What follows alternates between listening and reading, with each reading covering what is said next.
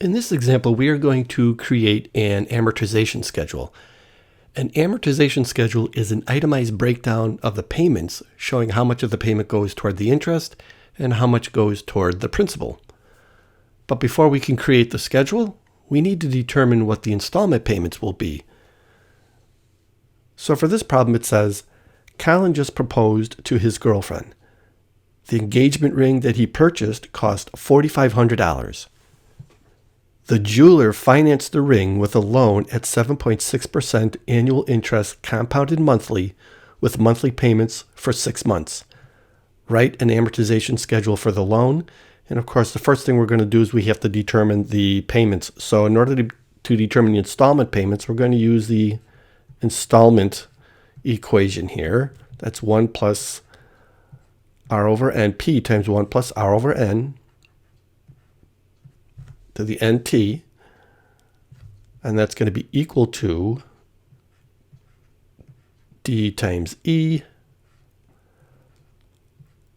all over r over n. So again, what I like to do is go through here, list all the variables that are available. The engagement ring was purchased at $4,500, so that's our initial amount. So that's P. That's $4,500. The ring was financed at a loan, 7.6% interest. So the rate, that's 7.6%.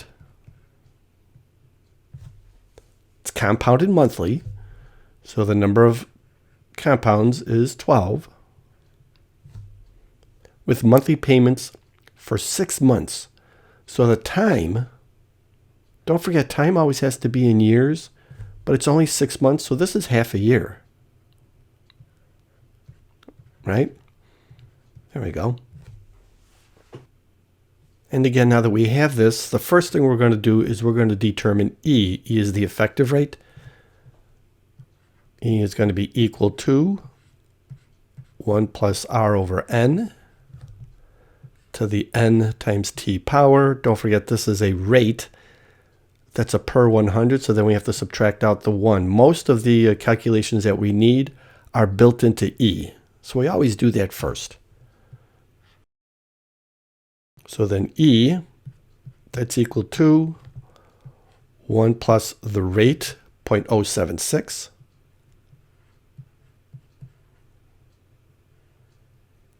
Over the pay periods, that's 12.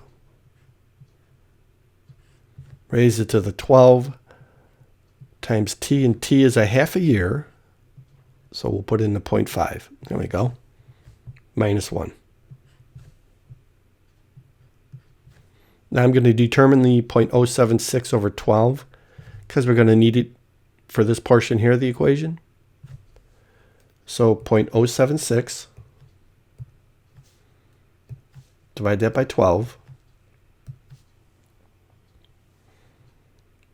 So this is 1.00633333. 12 times 0.5. That's 6. There are 6 payments. Minus 1.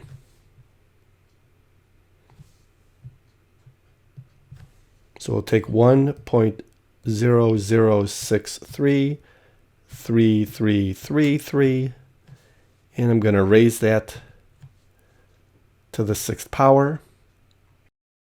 Hit enter. And then, of course, I'm going to subtract 1. Minus 1. So E is 0.03860675. Now that we have that, we can go ahead and work on determining our payment. So our principal, $4,500. 1 plus r over n to the nt. As you can see, this is it right here. That's this right here. And of course, that's this right here, but minus 1. So we'll just add the 1 back in. So So that'll be 1.0386 0675. That's going to be equal to D. That's what we're trying to determine. Times the effective rate, which is this right here, or this minus 1.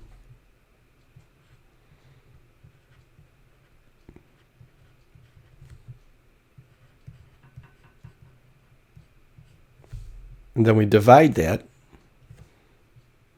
by R over N. That's this right here. That's this right here. And of course, that's this portion right here.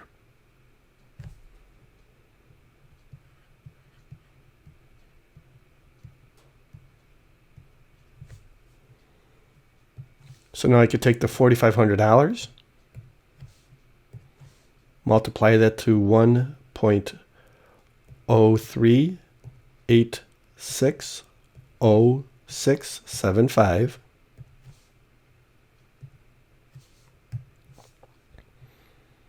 So that's 4,673. We're always going to go with the 8 decimals until, of course, we get to our last penny. 730,375. That's equal to D. So I'll take the 0.03860675, divide that by the 0.00633333. So 0.03860675. Divide that 0.00633333.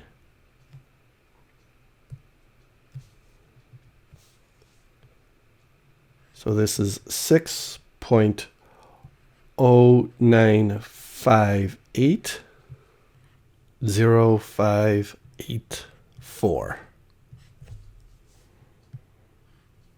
Now using algebra, we'll divide both sides by 6.09580584.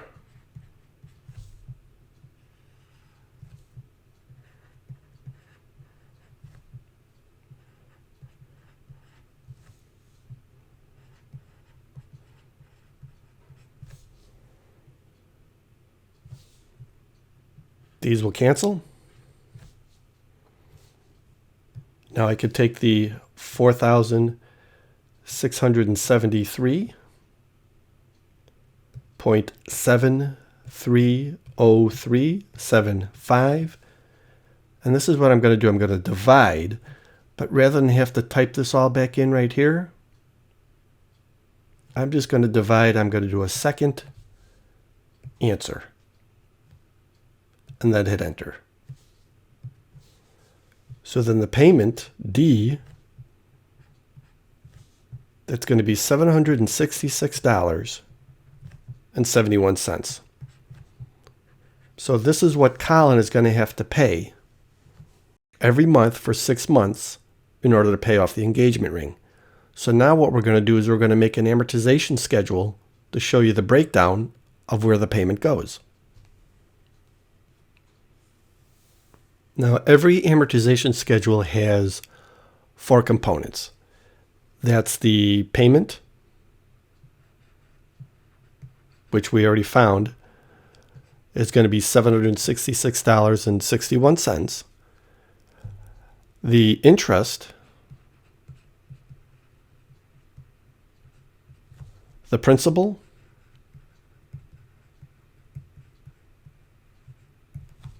and then the balance.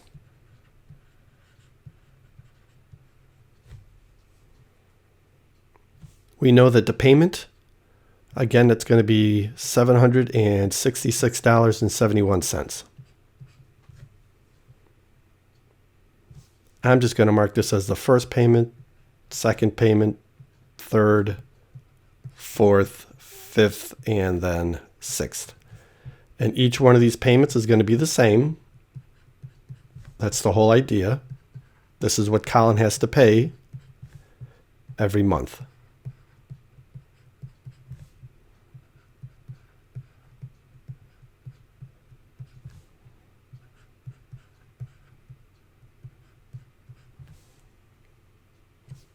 The balance, he starts out with $4,500. That's what he borrowed. So when he pays the $766.71, part of that's going to go towards the interest, and part of it's going to go to the principal.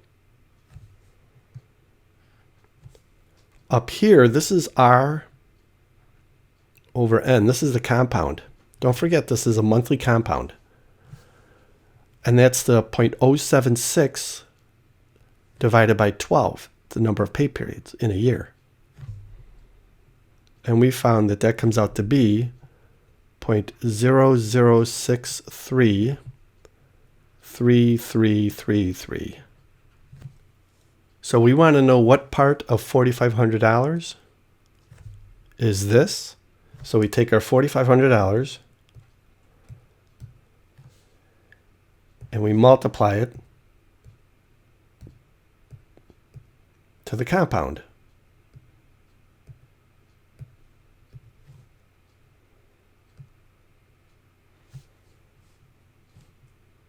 So that's $28.50. That's the interest for the first compound of the $4,500. So that's $28.50.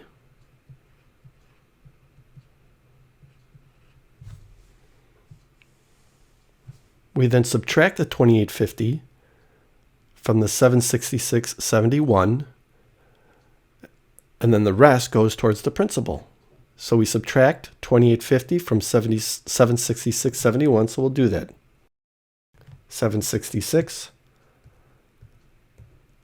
and we'll minus the $28.50.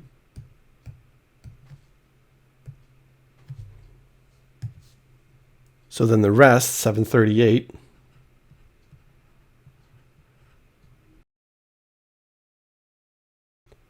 goes towards the principal. We then subtract out this portion from the balance. We don't subtract out the $28.50 because that's what's being charged. So we take $4,500 and I'm going to subtract. You could either type in the 738.21 or you could do second answer.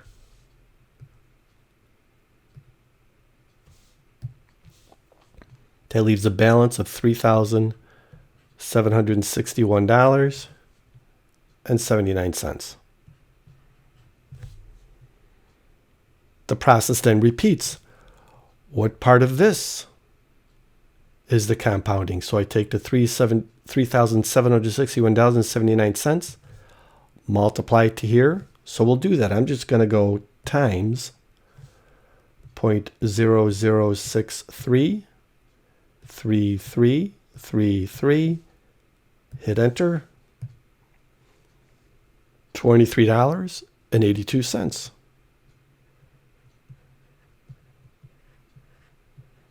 That's how much interest is being charged on here. Again, we then subtract that from the $766.71, and the rest goes towards the principal. So I'll do $766.71. I'm just going to go minus second answer, and it's okay if we don't round it because it'll round it as it works through. And we'll hit enter. $742. Don't forget, we'll round to the nearest penny. That's rounding up. That's 89 cents.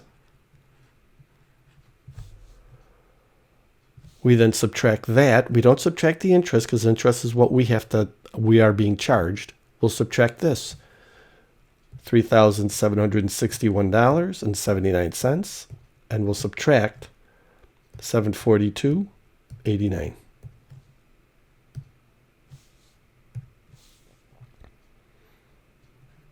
$3,018.90. And the process continues.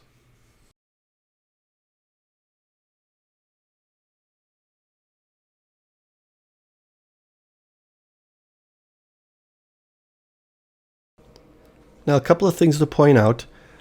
Notice that as the time increases, we go from one payment to the next, the interest, the amount of the payment that goes towards the interest gets less and less and less, and more and more and more towards the principal. That's because we really want to pay down the interest first and then the principal second. And then notice down here, our last payment was $766.71, but we have a penny left over. That's due to the rounding that's going on up here. If there's a penny left over or 2 pennies or less, whoever makes the loan will make that adjustment. So rather than making the last payment $766.71, they may make the last payment $766.72. But there you go.